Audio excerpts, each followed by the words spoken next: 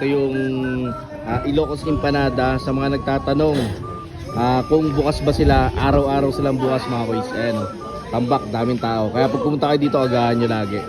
Sheesh!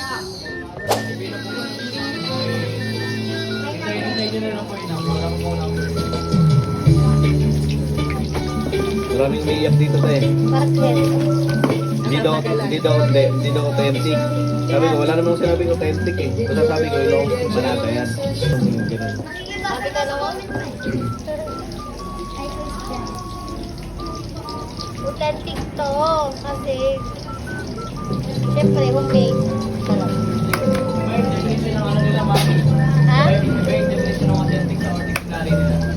Ayaw. Yung authentic kasi pinasabi nila, galing pa sa ano, Ilocos yung ano. Ay, yung galing sa Ilocos, yung longganisa. Oo, pero ang hindi nila alam, yung ano yung gumagawa ng longganisa.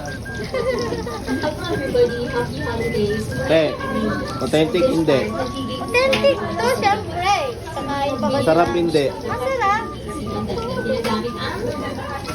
Pag 1 million ka ba ba? Hindi masarap? 2M na yan, te, 2M na. Tuwan na? Taray ko ah. Congrats!